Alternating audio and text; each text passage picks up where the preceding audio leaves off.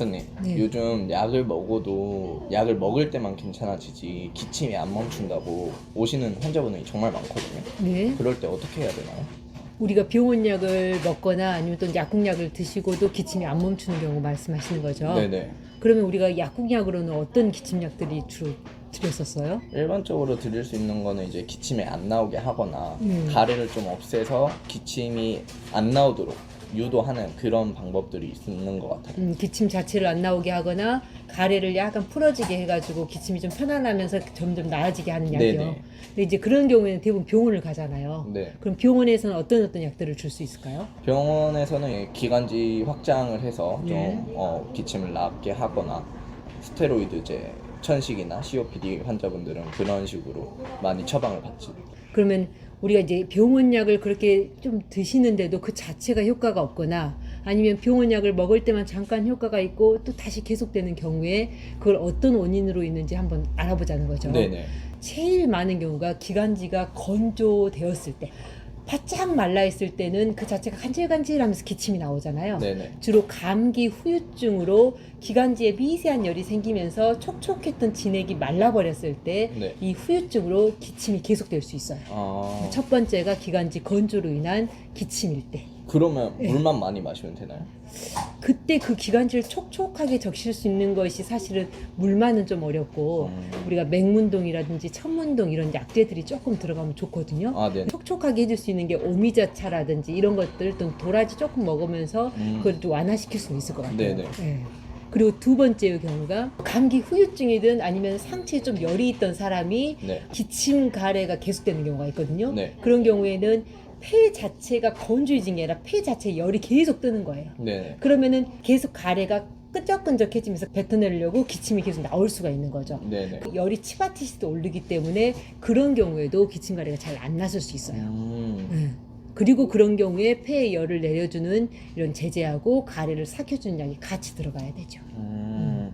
네. 그래서 기관지가 마르거나 열이 네. 차서 계속 네. 기침이 나는 경우가 있다는 거예요. 네네네. 그런데 아주 드물게는 몸이 추워하는 사람이 좀 춥기만 해도 가래가 그렁그렁 생기면서 기침을 하는 경우도 있어요. 네. 대부분 평소 때 속이 좀 냉한 사람이나 좀 소화력이 조금 떨어지는 사람이 조금만 추워도 이 콧물 생기듯이 이 가래가 기관지에 생기면서 기침을 콜록콜록 하는데 그 가래 소리가 거렁거렁 소리가 나는 거죠. 그럴 때는 첫 번째 말했던 기관지 촉촉하게 해주는 약도 쓰면 안 되고 폐에 열을 내리는 약도 쓰면 안 되고 그야말로 폐와 소화기관을 따뜻하게 하면서 가래를 말려주는 약들이 들어가야 되는 거죠. 네네. 약이 좀 다르죠 그때는. 음. 이 세 가지 경우에 속하지 않으면서 어떤 약으로도 고쳐지지 않는 기침이 또 있어요. 한 가지가 어떤 거죠? 만성적인 체력 저하. 그러니까 내가 너무 체력이 딸려 있어.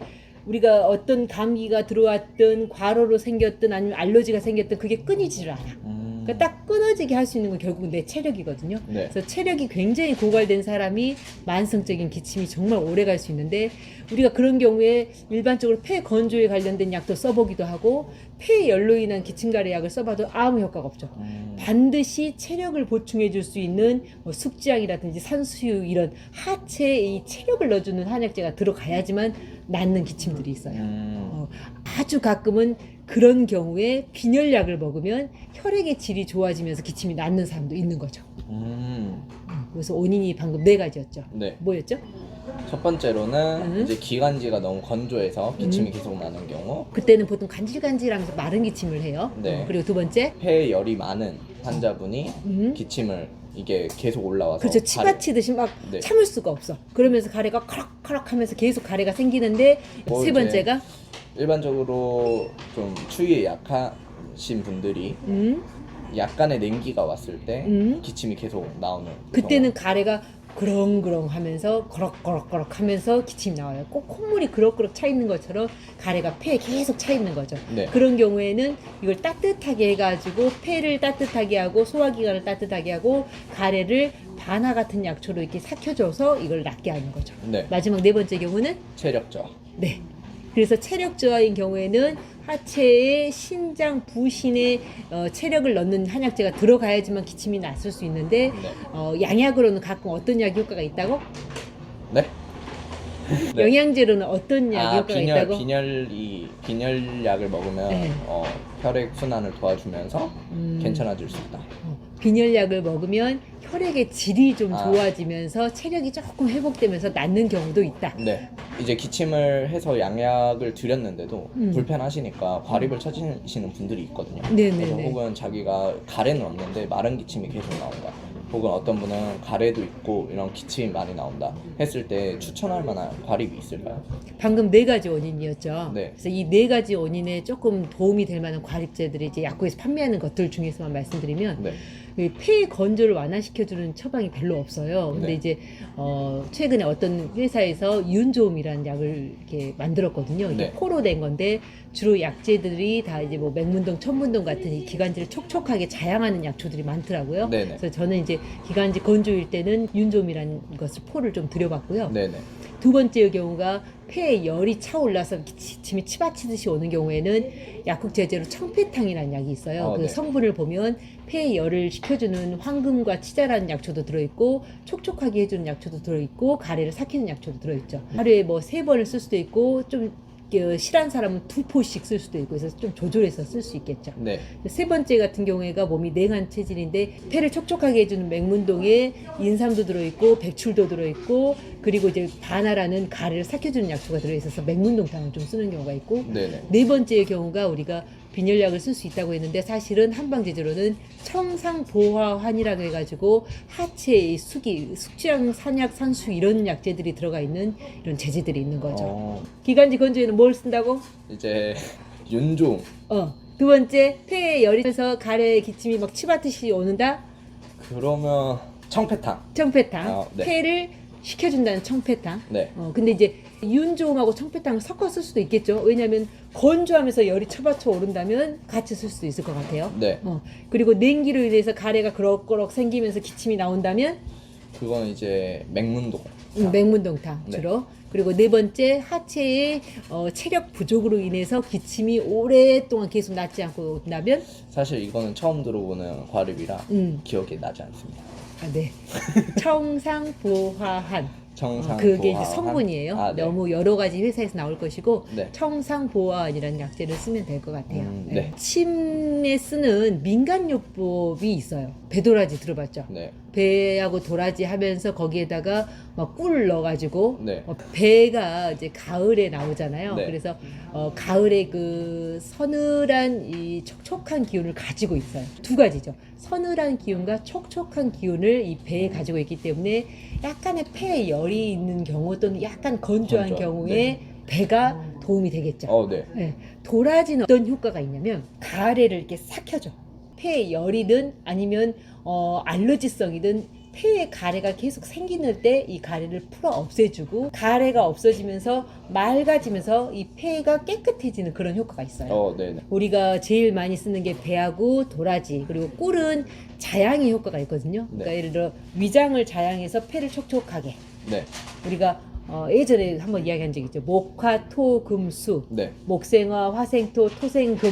네. 자, 토생금일 때 비위장을 자양하면 금인 폐를 자양할 수 있다. 네. 그래서 토의 약인 그 꿀을 쓰면 금인 폐가 촉촉하게 자양이 될 수 있어요. 그래서 이 꿀은 위장에도 도움이 되고 힘도 나게 하고 폐를 촉촉하게 하면서도 기운도 나게 하죠. 네. 다만 폐에 열이 차서 오는 기침에는 꿀을 쓰면 안 되겠죠. 네. 배도 쓸 수도 있고 도라지도 쓸 수 있지만 그때는 꿀을 쓰면 안 되겠죠. 되게 재밌죠. 민간요법도 어떨 때는 쓰면 되고 어떨 때는 쓰면 안 되는 거.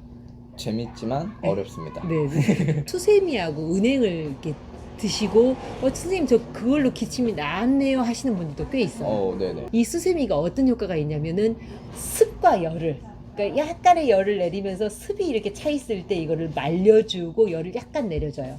그래서 가래라는 게 그렇잖아요. 이게 버글버글 가래가 있는 것은 여기에 습이 있고 열이 있으니까 가래담이 만들어지니까 습열을 내려주면 수세미가 효과가 있거든요. 네네. 그런데 폐가 건조한 사람이 수세미를 쓰면 되겠어 안 되겠어? 안 될 것 같아요. 왜?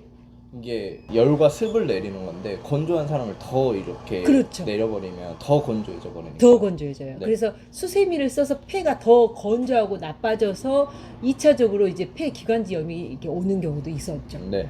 그래서 함부로 폐가 건조할 때는 수세미를 쓰면 안 된다. 기관지 항상 촉촉해야 되거든. 네. 은행은 이 기관지에 있는 이 습을 없애는 게 아니라 여기 인맥이라고 해서 우리 인체 정중앙을 이렇게 흐르는 진액이 있거든요. 네. 이 인맥에 물을 말리는 약이라고 되어 있어요. 네. 그래서 은행을 계속 쓰면 가래담을 없앨 수는 있다. 하지만 계속 쓰면 인맥의 이 진액을 없애버리기 때문에 실질적으로 눈썹도 빠진다. 네네. 머리카락도 빠진다. 그래서 오래 쓰면 이건 인체의 진음이 손상됨으로 인해서 특히 아이들 같은 경우에 은행을 계속 쓰게 되면 키가 자라지 않고 머리카락이 자라지 않게 될 수 있죠. 그래서 우리가 흔히 민간요법이라고 하는 것 되게 위험할 수 있으니까 되게 조심히 써야 되죠. 네. 한번 정리를 해보게요. 민간요법을 한번 정리를 해볼까요? 응. 그럼 수세미 같은 경우는 이제 습열을 없애주니까 응. 건조한 이런 기침을 하거나 응. 이 기관지가 건조하신 분들은 쓰면 안 될 것 같고요. 오케이. 그 다음에 은행 같은 경우는 가래 같은 이 인맥에 적용하는 가래를 없앨 수는 있으나 이제 성장기 아이들한테는 쓰면 안 될 것 같고요. 네네네. 그리고 도라지나 배 같은 경우는 저희가 가장 잘 알지만 뭐 배는 기관지를 촉촉하게 할 수 있으니까 기관지가 건조하거나 폐에 열이 찬 사람도 식혀줄 수 있어서 배는 그런 경우에 쓸 수가 있을 것 같고요. 도라지는 마지막으로 남약사님이 정리해 주시면 돼요. 도라지는 가래를 삭혀줄 수 있다. 꿀은 폐에 열이 차 있는 사람이 기침을 치받치듯이 할 때는 꿀은 조심한다. 네. 오늘 저희의 만성 기침에 대한 이야기가 이것으로 오래 고생하신 분들께 도움이 되는 내용이 되길 바랍니다. 그럼 다음 시간에 다시 만나요. 감사합니다.